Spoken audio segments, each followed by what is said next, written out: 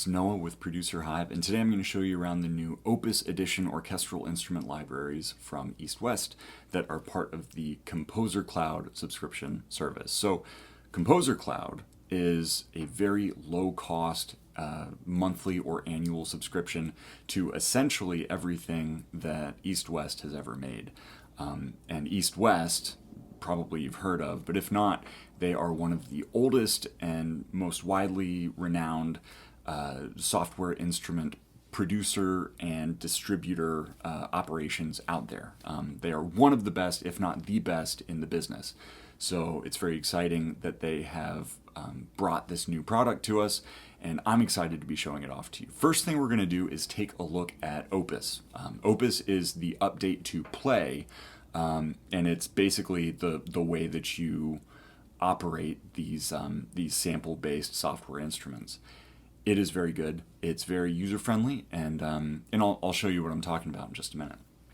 After that, I want to show you what you can do with these instruments right out of the box. I've done very little to process them. I haven't even manipulated them very much within Opus, just because they're very user-friendly, and I wanted to show that off. So we'll listen to a little piece that I've put together, at least in part, probably not in its entirety, but check out the video description at the bottom of the video, and I'm sure we'll be able to put a link to the finished product in there for anybody who wants to hear more.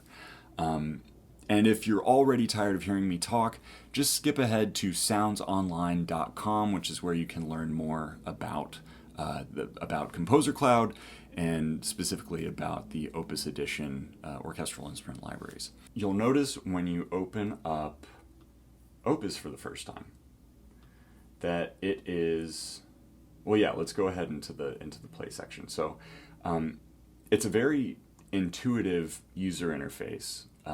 It is very much tied to the process of recording music. You're thinking in terms of microphones, envelope, sensitivity, and that sort of thing. So, but you've also got this setting up in the corner, which is a little bit less technical, which I find to be charming, right? You've got 3 different mood settings, and these are basically presets for different styles of sound. As I change the mood from soft to classic, you'll notice that the style of reverb changes, and the stereo width and the volume and pre-delay, these settings change as well. So it's streamlining your processing experience as a user, which, if you live in those technical details, will not be useful to you. But if you're someone who wants to just start making music very quickly right out of the box and not worry about some of the granular detail, that can be a very helpful tool. But it won't get in the way. If you want to, you don't have to use presets. You never have to use presets. So there's that. Let's go into the browse area though, so that I can show you just the sheer volume of possibilities that you have when you are working with these Opus Edition instruments. So I knew that I wanted, when I opened up that trumpet channel, I knew that I wanted some brass. That brought up these options. So look at all of these possibilities. It's not just trumpets, horns, trombones. It's 3 trumpets. This patch is recorded with 3 trumpets. And then from among the 3 trumpets patch options, I can choose from long, short, effects, legato, mutes, key switch. For this one, I wanted legato, so I clicked on that. And then it's not just one legato patch. You've got 8 different legato patch options. The difference between the light and the max patches, I should point out, is that the light patches are there for you if you are working with limited CPU or limited RAM. It basically populates half the number of layers that they need to populate in order to make the sound. So you still get a great deal of sound and dynamic sound at that, but not quite as much as you would get with the max setting. Now, I fortunately am not dealing with a limit on CPU at the moment, so I'm going to just load up the max patch. So at this point, I'll play just a short snippet from one of the brass-heavy sections of this piece, just so that you can get an idea of the character of the brass.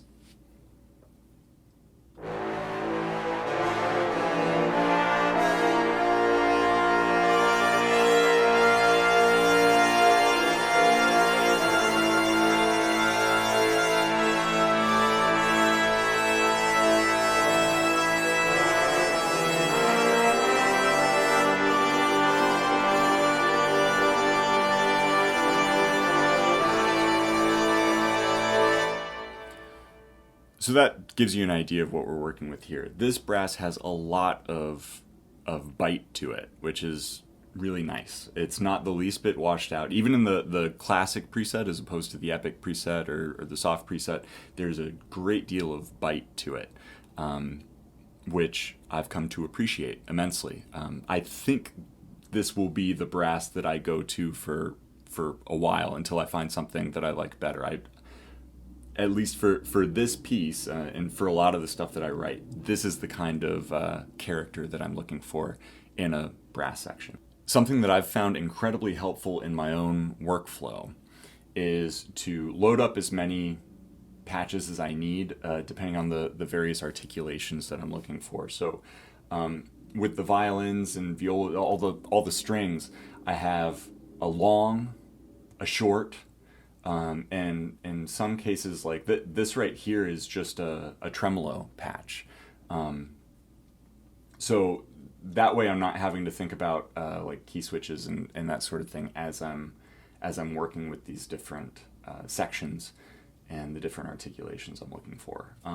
One thing that also allows me to do is, like, if I want to really build out a section, I can have multiple patches of the same instrument going at the same time. So I've got like a long viola and a long cello happening at the same time I've got my short viola and short cello. So if I were to hand this piece off to an orchestra, they might look at me funny, but I like the sound that I'm getting, so I'll keep doing it for now. But anyway, let's take a listen to just like some of the variety that I'm getting with these different patches. So let's start with, I'm just going to solo instruments here. Here's some first violin.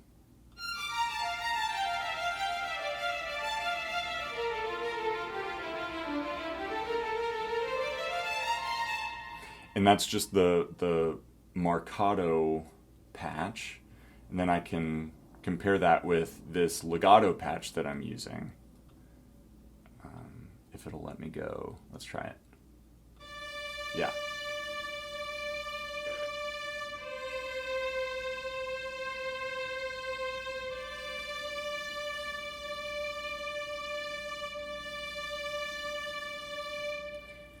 And what I love about this legato patch, which is sort of my go-to throughout this piece, the legatos that you get as part of these Opus Edition libraries are very, very good in that you don't hear the end and the beginning of the samples. It really feels like someone is getting a nice stretch to their bow, yeah, it's really easy to make this work, to make it sound good, because it's just ready to go right out of the box. You load up your instrument, load up a legato patch, and you can do a lot of different stuff with that one patch. Although there are lots of other patches to explore as well, as we've seen. So there's a section here where we can get an idea of what a legato patch in the piccolos and flutes sounds like, in contrast to a shorter patch in the oboe and clarinet and bassoon. Let's have a listen.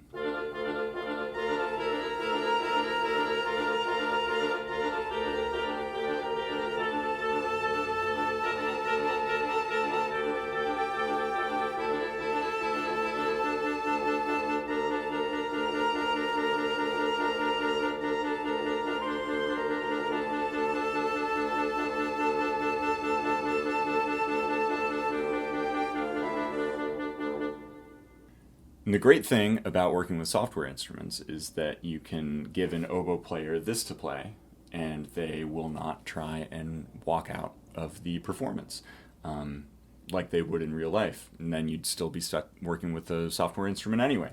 So if I wanted to make this a little more realistic, well, first of all, this is not a realistic part, so I wouldn't write this. But if I did want to give it more of a human touch, probably I would, I would adjust the different velocities, or I'd play it in myself and I'd end up with human velocities as a result. But I just plugged all of these in with my mouse, and so they, for right now, are going to stay a little less human. But the amount of humanness that you can add to this to these instruments is really quite something. For example, yes, there's a timpani part that I put together where I was right here I had this idea for a timpani part in mind that was like and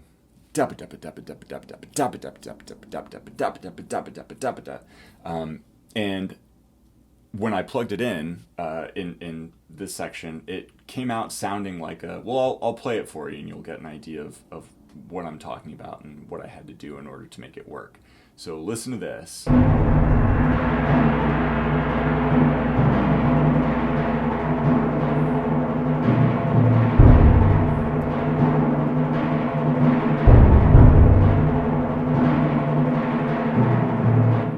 So when I first plugged that in, it sounded like an 8-bit machine gun sound effect. It was just not at all human, and is, probably not something that you would actually give a timpani player. Well, definitely not something you would give a timpani player, because they would need way too many drums in order for this to make sense. But I wanted it to sound the way I wanted it to sound, so I figured out a way of doing it. Instead, I've got a timpani roll patch here that worked really nicely. That was the sound that I wanted. I just also wanted these accent notes in there, which you can hear here.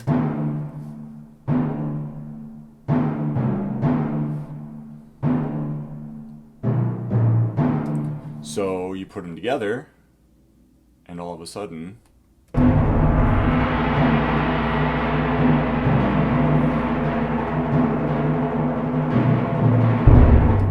still not exactly what I'm looking for. So, I could go in with with some automation or an LFO of some sort to make it work. But for right now, it's close enough to where I'm happy with the solution. So now that we've explored some of these different sections, some of these different libraries on their own, let's bring everything together into the final piece, which is not entirely done yet, but is getting there. So check the video description at the bottom, and you ought to be able to find a link to wherever the final piece ends up. But yeah, let's start it from the beginning and just hear what we got.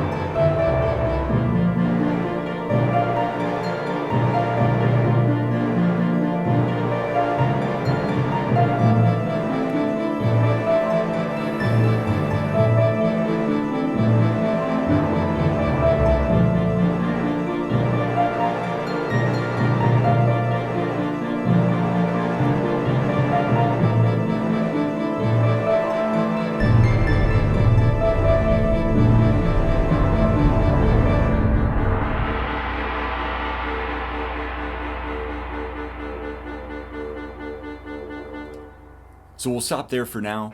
If you've liked what you've heard so far and you want to hear more, check the video description at the bottom. Find the link to wherever this has ended up in its final form. If you have found the sounds intriguing, if you are interested in working with some of these ComposerCloud Opus Edition orchestral libraries, then check soundsonline.com. That's where you can find all of the EastWest stuff and figure out how to get your hands on the ComposerCloud subscription. If this has been informative, if you found it entertaining, then by all means subscribe to the Producer Hive channel, hit the notification bell so that you know when we've put out more stuff, and also just go to producerhive.com where you can find all of our other content, and there's new stuff coming out all the time, so keep an eye out on that. Thank you for joining me, and I look forward to seeing you next time.